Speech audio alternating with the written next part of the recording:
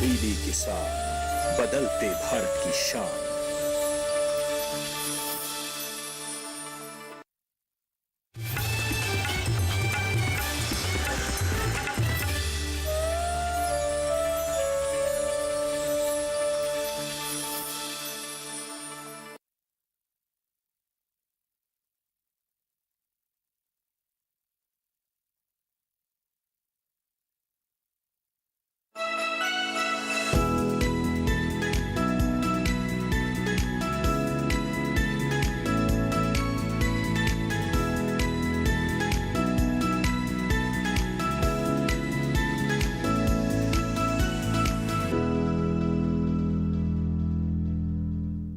नमस्कार, आप देख रहे हैं दूरदर्शन किसान कार्यक्रम कृषि दर्शन में आप सभी का स्वागत है। मैं हूं ज्योत्सना टंडन।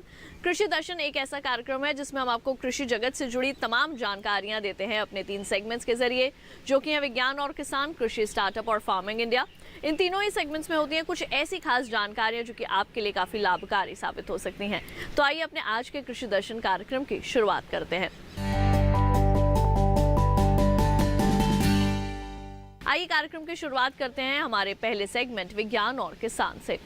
किसान भाइयों बहनों, जैसे हम सभी को ये ज्ञात है कि अब भूजल स्तर लगातार गिरता जा रहा है, जिसके कारण पानी की कमी होने से फसल का उत्पादन भी बेहतर नहीं हो पा रहा है।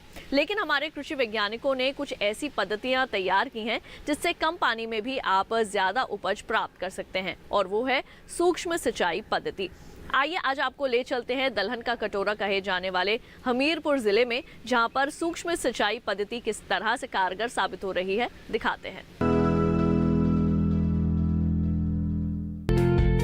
बुंदेलखंड पानी की भारी कमी से जूझ रहा है। सूखा एक तरह से यहाँ की नियति बन गया है। पानी की कमी के कारण पैदावार कम होती है और किसान परेशान रहते हैं। जाहिर है हमीरपुर जिले में भी सिंचाई सुविधाओं की कमी है। यहाँ लगातार बारिश में कमी दर्ज की जा रही है। पूरे जिले की सिर्फ 27.7% भूमि ही सिंचित है। बाकी 72.3% जमीन बारिश के पानी पर निर्भर है। कम पानी की वजह से दलहनी फसल अच्छी नहीं होती और वो मुरझा जाती है।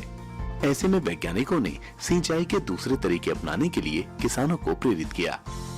ऐसे तरीके जो कम पानी में ज्यादा जमीन की सिंचाई कर सके। स्प्रिंकलर यानी फव्वारा और ड्रिप यानी टपक सिंचाई प्रणाली ऐसे ही इलाकों के लिए बनी है। हमीरपुर के कुरारा में स्थित कृषि विज्ञान केंद्र के वैज्ञानिकों ने किसानों के बीच इन सिंचाई प्रणालियों का प्रचार प्रसार किया और जगह जगह उनका प्रदर्शन किया। मकसद था सिंचाई जल की उपयोग दक्षता को बढ़ाना। ऐसा करने से दलहन में कम उत्पादन की समस्या से बचा जा सकता था। वैज्ञानिकों की टीम ने हालात का विश्लेषण किया और पाया कि दलहन उगाने वाले किसान अक्सर प्रवाहित सिंचाई करते हैं, जबकि इस फसल को हल्की सिंचाई की जरूरत होती है। इस बात को ध्यान में रखते हुए टीम ने दलहन उत्पादन में हल्की और समान सिंचाई करने वाली फव्वारा प्रणाली को बेहतर पाया। सिंचाई की इस प्रणाली ने कमाल कर दिया और पैदावार 17.31 क्विंटल प्रति हेक्टेयर रही। ये आम सिंचाई के दौरान हुए उत्पादन से करीब 34% ज्यादा थी। इतना ही नहीं, लागत में भी 11% की अच्छी खासी कमी रही। उत्पादन बढ़ा तो किसानों की आमदनी भी बढ़ गई। प्रवाहित सिंचाई से एक तो पानी ज्यादा खर्च होता है और सभी पौधों की समान रूप से सिंचाई नहीं हो पाती, जबकि फव्वारा सिंचाई प्रणाली पानी की बचत करती है और सभी पौधों तक समान रूप से पानी पहुंचाती है। हमीरपुर में प्रदर्शन के दौरान वैज्ञानिकों ने पाया कि स्प्रिंकलर पद्धति से 40 से 45% तक पानी की बचत हुई। अच्छे परिणाम मिले तो वैज्ञानिकों का भी हौसला बढ़ा। यहाँ तक कि उत्तर प्रदेश बागवानी विभाग ने बुंदेलखंड के सभी जिलों में इस प्रौद्योगिकी का प्रचार प्रसार शुरू किया। तो अभी आपने देखा सेगमेंट विज्ञान और किसान। आइए कार्यक्रम में बढ़ते हैं आगे और एक नजर डाल लेते हैं कृषि कैलेंडर पर। जैसा कि आप सभी जानते हैं कि अपने कृषि कैलेंडर में हम वर्तमान समय में होने वाले कृषि कार्यों की जानकारी आपको देते हैं। तो आइए आज आपको बताते हैं किस तरह से रबी फसलों की आपने करनी है कटाई और गहाई। रबी की फसलें जैसे गेहूं, जौ, चना, मटर एवं मसूर आदि की कटाई एवं गहाई का कार्य किया जाता है। रबी की फसलों की कटाई उपयुक्त समय पर करना आवश्यक है। कटाई के समय में देरी होने पर बालियां अथवा फलियां टूटकर गिर सकती हैं। देर से कटाई करने पर चिड़ियों और चूहों से नुकसान हो सकता है। कटाई के समय वर्षा होने की संभावना हो तो फसल को काटकर खलिहान में इकट्ठा करके सुखा लेना चाहिए। फसल को लंबे समय तक खलिहान में नहीं रखना चाहिए। शीघ्र ही थ्रेशर द्वारा इसकी गहाई कर लेनी चाहिए। तो अभी आपने देखा कृषि कैलेंडर। इसके साथ ही कार्यक्रम कृषि दर्शन में वक्त हो चला है एक छोटे से ब्रेक का। जल्द लौटेंगे वापस अपने अगले सेगमेंट के साथ। आप देखते रहिए दूरदर्शन के साथ।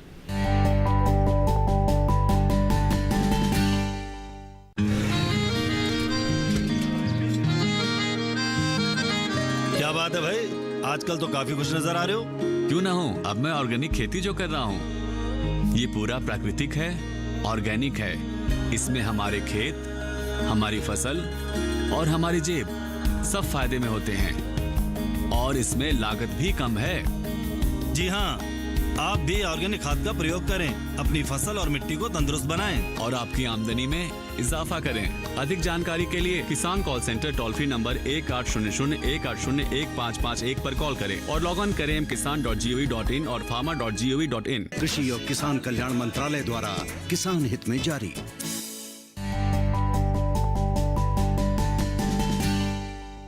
ब्रेक के बाद एक बार फिर आप सभी का स्वागत है कार्यक्रम कृषि दर्शन में। आइए कार्यक्रम में बढ़ते हैं आगे और अब देखते हैं सेगमेंट कृषि स्टार्टअप।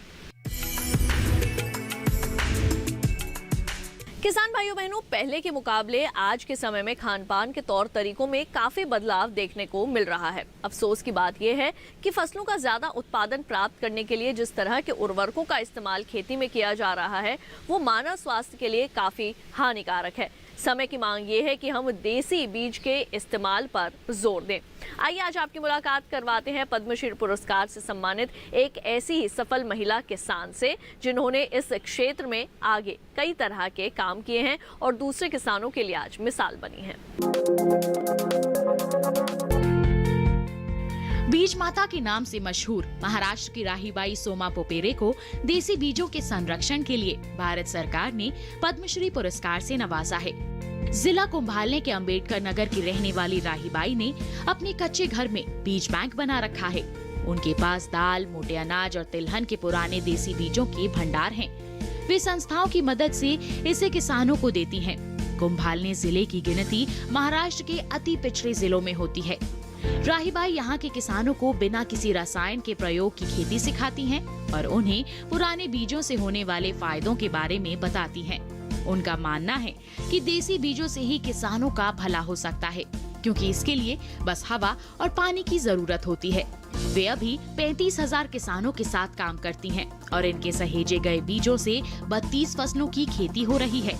उन्होंने बताया, 20 साल पहले जब मैंने पुराने बीजों को सहेजना शुरू किया था तब मेरे घर वाले मेरे ऊपर हंस रहे थे, लेकिन मैंने घर से मना कर दिया था कि बाजारों से मिलने वाले हाइब्रिड बीज से हम खेती नहीं करेंगे और न ही उस फसल को खाएंगे। 12 साल की उम्र में मेरी शादी हो गई थी।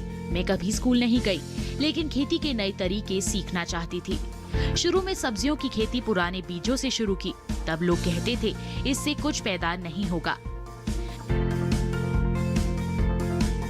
राहीबाई पुरानी पद्धति और तकनीकी को ध्यान में रखकर जैविक खेती को एक नया आयाम दे रही हैं।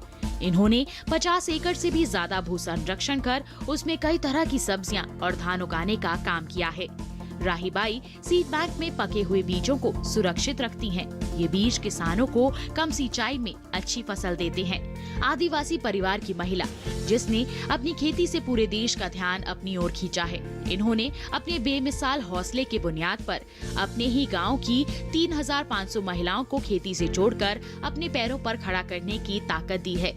अपने दुख दर्द भूलकर जिंदगी के इमारत की नींव रची है। राहीबाई सोमा पोपेरे का मानना है, हम जो इतना बीमार हो रहे हैं उसके लिए हमारा जहर युक्त खाना ही जिम्मेदार है। यही कारण है मैंने बीजों के देसी किस्मों पर अधिक जोर दिया और सफलता हासिल की। हम इतना उगा सकते हैं जिससे हमारा काम चल जाएगा, इसलिए हमें खेती की पुरानी पद्धति और देसी बीजों की ओर लौटना होगा।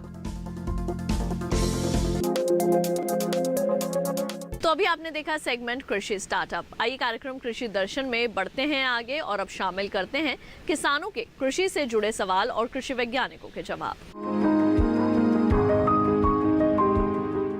तो आइए नजर डालते हैं आज के सवाल पर। आज का ये सवाल मध्य प्रदेश से एक दर्शक ने भेजा है। ये जानना चाहते हैं कि क्या लाल भिंडी की खेती की जा सकती है मध्य प्रदेश में, और अगर वो करना चाहते हैं तो ऐसे में कौन कौन सी विशेष बातें हैं जिसका ध्यान रखना उनके लिए जरूरी होगा अगर वो लाल भिंडी की खेती करना चाहते हैं। आइए लेते हैं इसका जवाब डॉक्टर JPS डबास से। हमारे किसान भाई का सवाल बहुत ही अच्छा है, लेकिन इस सवाल के जवाब में मैं ये कहना चाहूँगा कि सबसे पहले अगर हमने कोई खेती कर रहे हैं तो हमें ये देखना पड़ेगा उस भिंडी को हम कहाँ बेचेंगे, उसकी मांग कितनी है, उसका क्या पैसा मिलने वाला है। हमारे देश में भिंडी के अंदर काफ़ी विविधता है और लाल किस्म की भिंडी को भी काफ़ी लोग पसंद करते हैं। और जो हमारा सब्जी अनुसंधान संस्थान जो बनारस में है, उन्होंने कुछ लाल भिंडी की किस्में भी निकाली हैं, तो आप वहाँ से इनका बीज लेके इसका खेती कर सकते हैं। लेकिन ये आपको देखना होगा कि आपकी मार्केट में इसकी कितनी अधिक डिमांड है। और भिंडी की डिमांड सब्जी के तौर पे तो होती ही होती है, साथ साथ में जितने भी खांडसारी या गुड़ बनाने वाली जितनी भी देसी जो तरीके हैं हमारे, उसमें भिंडी के जो देसी भिंडी उसके रस का विशेष रूप से प्रयोग होता है, जिसकी वजह से हम गुड़ को अच्छा उसके रस को साफ कर सकते हैं। तो भिंडी हमें सब्जी में तो अच्छी होती है, साथ ही साथ ये इसका प्रोसेसिंग इंडस्ट्री में भी इसका काफ़ी महत्व है और इसका प्रयोग है। इसके अलावा औषधीय पौधों में भी इसका प्रयोग होता है। तो भिंडी की लाल भिंडी की खेती की जा सकती है। इसकी अच्छी किस्में आप बनारस से ले सकते हैं। और आप लेकिन ये आपको देखना होगा कि आपके बाज़ार में इसकी मांग कितनी है, क्योंकि किसान को बाज़ार की मांग के हिसाब से अगर खेती करते हैं तो किसान को ज़्यादा आमदनी होगी, अन्यथा उसको पूरी आमदनी नहीं मिल पाएगी। आपको ये देखना कि आपके बाज़ार में इसकी मांग कितनी है। इसी के साथ कार्यक्रम में वक्त हो चला है एक छोटे से ब्रेक का। जल्द लौटेंगे वापस अपने अगले सेगमेंट फार्मिंग इंडिया के साथ। आप देखते रहिए दूरदर्शन किसान।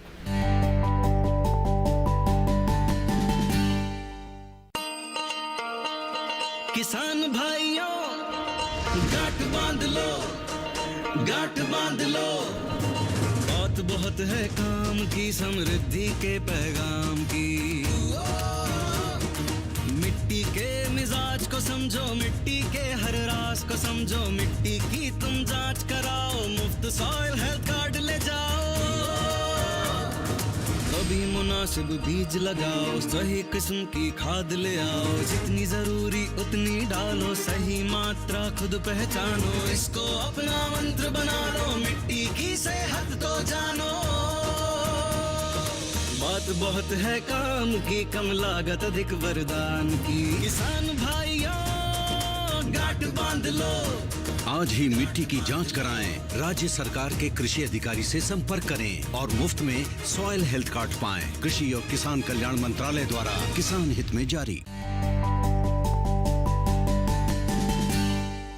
ब्रेक के बाद एक बार फिर आप सभी का स्वागत है कार्यक्रम कृषि दर्शन में। आइए कार्यक्रम में बढ़ते हैं आगे और अब देखते हैं सेगमेंट फार्मिंग इंडिया। किसान भाइयों बहनों, भारतीय कृषि अनुसंधान संस्थान ने बनाया है बोगनविलिया उद्यान, जिसमें आपको जानकारी मिल सकती है किस तरह से बोगनविलिया की आप व्यावसायिक खेती कर सकते हैं, कैसे वैज्ञानिक खेती के तौर तरीकों को जान सकते हैं और कैसे उन्नत किस्मों का चयन करके बोगनविलिया का अच्छा उत्पादन हासिल कर सकते हैं। आइए इसी पर दिखाते हैं आपको डॉक्टर SS सिंधु से ये खास बातचीत।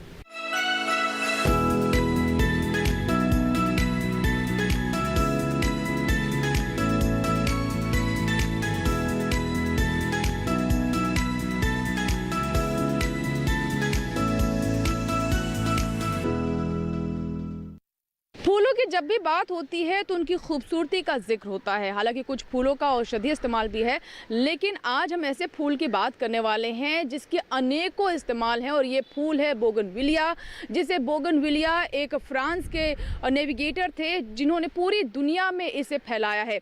इस पर विस्तार से जानकारी देने के लिए हमारे साथ मौजूद हैं डॉक्टर SS सिंधु जी, जो कि अध्यक्ष हैं पुष्प विज्ञान संभाग पूसा नई दिल्ली में। आइए उनसे बात करते हैं और जानने की कोशिश करते हैं कि कैसे बोगनविलिया से हमारे किसान अपनी आय में वृद्धि कर सकते हैं। बहुत बहुत स्वागत है सिंधु जी आपका कार्यक्रम। बहुत धन्यवाद अंजू। जैसे कि आपने बताया कि बोगनविलिया बहुत ही एक सुंदर फूल है और उसके वैसे पौधा तो ये एक है, लेकिन इसके उपयोग अनेक हैं। आप इसको गमले में लगा सकते हैं, आप इसको बोनसाई बना सकते हैं, आप इसकी बाउंड्री वाल कर सकते हैं, आप अपने खेत के चारों तरफ लगा करके इवन कि यहाँ तक कि नीलगाय से इसकी प्रोटेक्शन पा सकते हैं।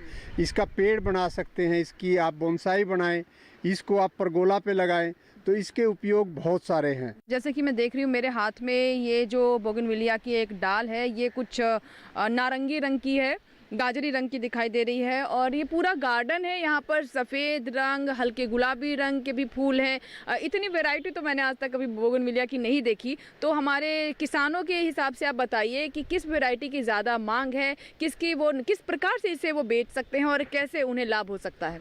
किसान भाई भी यदि इसमें, क्योंकि बहुत सारे ऐसे नई किस्में हैं जिनको कि हमने निकाला है और यहाँ पे पंजीकरण है, यहाँ से नए पौधे बना सकते हैं लोग।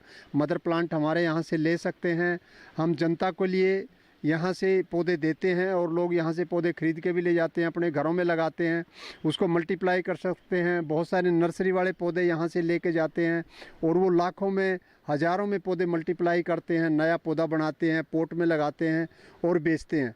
तो किसान भाई भी इससे जुड़ सकते हैं, वो भी अपने खेत में लगाएं और नए पौधों को बनाएं और वहाँ पे आस पड़ोस के अपने क्षेत्र में लगाएं। इसका जो पत्ता है, इस पत्ते से कुछ ऐसी टैबलेट बनाई गई हैं जो कि शुगर बैलेंसर का तौर पे काम करती हैं और जो हमारी शुगर की बीमारी है उसको रोकथाम के लिए उस टैबलेट को लोग खाते हैं। और इसके साथ साथ जो कलर है, जैसे कि आप देख रहे हैं कि रेड कलर का है, इसे बिटलिन एक कंपाउंड है, एक रंग है, उसको कंपाउंड को निकालते हैं, कलर एक्सट्रैक्शन करते हैं। बिटलिन ये पिगमेंट है, इसको निकालते हैं और उसको आप फैब्रिक्स में यूज़ कर सकते हैं। एडिबल भी है, उसको किसी रंग बिरंगे कोई मिठाई बनाने में, उसमें भी इसका प्रयोग में ला सकते हैं, खाद्यान्न में यूज़ कर सकते हैं उसको। जो किसान भाई हैं, खास करके जो बाउंड्री वाल पे लगाने चाहते हैं, जो फास्ट ग्रोइंग किस्में हैं उनको लगा सकते हैं, जैसे कि चित्रा है, आर पाल है, ये बहुत ही फास्ट ग्रोइंग है, कम मेंटेनेंस में बाउंड्री वाल पे हो जाती हैं। कुछ ऐसी हैं जैसे पिक्सी है, पिक्सी वेरीगेटा है, चेरी ब्लॉसम है, लॉस बेनास वेरीगेटा है, तो चांगी एयरपोर्ट वैरायटी है और हमारी थीमा है, कलरफुल वैरायटी है, आर पाल है और हमारी डॉक्टर राव है। तो इन किस्मों को, डॉक्टर पीवी साने हैं, इनको गमले के लिए किसान लगा सकते हैं और उनकी कटिंग से, उनको एयर लेयरिंग से नए पौधे बना सकते हैं। बोनसाई में यूज़ कर सकते हैं, लेडी मेरी बेरिंग है, उसको बोनसाई में कन्वर्ट कर सकते हैं। और गोल्डन ग्लो है, उसको भी आप रोड डिवाइडर पे भी लगा सकते हैं, अपने घर में, अपनी बाउंड्री वाल पे, अपने स्कूल में, अपने कॉलेज में, अपने कार्यालय में, जहाँ भी संभव हो पौधे लगाएं और कम देख रेख के साथ फूलों का आप आनंद उठाएं। यह उम्मीद करते हैं कि हमारे किसान भी इसकी खेती के बारे में विचार करेंगे और अपनी आय में वृद्धि करेंगे। इसी के साथ ही आपको हम छोड़े जाते हैं इन खूबसूरत नज़ारों के साथ। ये पूरा बाग है बोगनविलिया का, जहाँ पर बहुत तरह के, यहाँ पर आप बोगनविलिया की वैरायटी देख सकते हैं।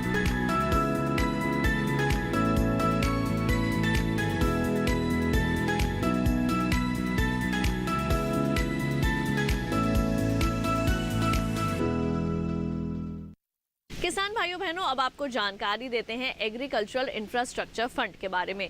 किस तरह से आप इससे आर्थिक लाभ प्राप्त कर सकते हैं और कैसे खेती में इसका इस्तेमाल आसानी से कर सकते हैं, आइए दिखाते हैं आपको इस विशेष रिपोर्ट में।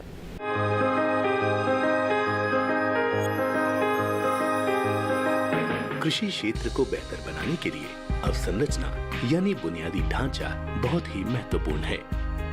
सरकार कटाई उपरांत प्रबंधन तंत्र को मजबूत कर रही है। इसके लिए लॉकडाउन के दौरान वित्त मंत्री ने 1 लाख करोड़ रुपए के कृषि अवसंरचना कोष का ऐलान किया था। ये रकम बैंकों और वित्तीय संस्थानों के माध्यम से ऋण के तौर पर दी जानी है। आम किसानों के अलावा प्राथमिक कृषि ऋण सोसाइटी, विपणन सहकारिता सोसाइटी, कृषि उत्पादक संगठन, स्वयं सहायता समूह, बहुउद्देशीय सहकारिता सोसाइटी, कृषि उद्यम और स्टार्टअप इसके माध्यम से ऋण ले सकते हैं। 2 करोड़ तक के कर्ज पर ब्याज में 3% तक की छूट का प्रावधान किया गया है। ये योजना फिलहाल 10 साल के लिए है, यानी 2020-21 से 2029-30 तक। 1 लाख करोड़ की रकम 4 साल में जारी की जाएगी। पहले साल 10,000 करोड़ रुपए और फिर अगले 3 वित्तीय वर्षों में 30-30 हजार करोड़। भारत की 58% जनसंख्या की रोजी रोटी का दारोमदार कृषि और उससे जुड़े व्यवसायों पर है। ज्यादातर किसानों की सालाना आय बहुत कम है। कटाई उपरांत सही बुनियादी ढांचा न होने की वजह से 15 से 20% उपज बर्बाद हो जाती है, जबकि दूसरे देशों में यह आंकड़ा 5 से 15% है। कृषि अवसंरचना कोष का उद्देश्य ऐसे ढांचे का विकास करना है जिसमें किसान अपनी उपज बिना बिचौलिए के सीधे बेच सके। और कटाई के उपरांत उनकी फसल में बर्बादी भी कम हो। इससे निश्चित तौर पर उनकी आमदनी बढ़ेगी। कृषि अवसंरचना कोष ग्रामीण क्षेत्रों में भंडार गृहों, शीत गृहों, पैक हाउस के निर्माण और उनके विकास के अलावा बाजार व्यवस्था को दुरुस्त करने पर खर्च होना है। साथ ही प्रसंस्करण इकाइयां भी इसका लाभ उठा सकती हैं। प्रसंस्करण से फसलों का मूल्यवर्धन होगा और भंडार गृहों के निर्माण से किसान को अपनी फसल रोक कर रखने में मदद मिलेगी। फसल को रोकने का फायदा ये होगा कि बाजार में जब भी बेहतर भाव होगा तब वो फसल बेच सकेंगे। किसान भाइयों बहनों, खेती किसानी से जुड़ी तमाम जानकारियां अब आप आसानी से अपने मोबाइल में ही हासिल कर सकते हैं एक ऐप डाउनलोड करके। तो कौन सी है वो ऐप, आइए बताते हैं आपको। फसल बीमा मोबाइल ऐप। फसल बीमा मोबाइल ऐप किसानों, राज्यों, बीमा कंपनियों और बैंकों सहित सभी हितधारकों के लिए उपयोगी है। कृषि विभाग, सहकारिता और किसान कल्याण द्वारा किसानों के हित में लॉन्च किया गया है। फसल बीमा ऐप में PMFBY और WBCIS दोनों बीमा योजनाओं को कवर किया गया। किसानों को बीमा की किस्त और उसकी कट ऑफ डेट की जानकारी प्रदान करता है। बीमित किसान फसल खराब होने की शिकायत 72 घंटों में फसल बीमा ऐप पर दे सकते हैं। बीमा के साथ साथ किसानों को ऋण और बैंकों के साथ एकीकरण की सुविधा भी प्रदान करता है। मोबाइल ऐप और वेब पर फसल की लोकेशन के जरिए बीमा कंपनी से संपर्क करके जानकारी प्राप्त कर सकते हैं। जैसा कि हम सभी जानते हैं कि हमारे देश में खेती जो है वो मौसम पर ही आधारित है, तो मौसम की जानकारी होना आपके लिए आवश्यक है। आइए आपको दिखाते हैं अगले 2 दिन का मौसम पूर्वानुमान। शुक्रवार को जम्मू कश्मीर और लद्दाख में कहीं कहीं बारिश का अंदेशा। 2 दिन उप हिमालय, पश्चिम बंगाल और सिक्किम में कहीं कहीं बारिश संभव। शुक्रवार को अरुणाचल प्रदेश में कई जगहों पर बरसात का अनुमान। 2 दिन असम और मेघालय के कुछ हिस्सों में बरसात के आसार। शुक्रवार को नागालैंड, मणिपुर, मिजोरम और त्रिपुरा में कुछ जगह बारिश संभव। शुक्रवार और शनिवार को ओडिशा में कहीं कहीं बरसेंगे बादल। शुक्रवार और शनिवार को केरल में कहीं कहीं बरसात की संभावना। शुक्रवार को अंडमान और निकोबार द्वीप समूह के कई हिस्सों में वर्षा संभव। अब आइए एक नजर डाल लेते हैं देश भर की मंडियों के हाल पर। उत्तर प्रदेश की अलीगढ़ मंडी में गेहूं का भाव 1710 रुपए से 1730 रुपए प्रति क्विंटल दर्ज किया गया।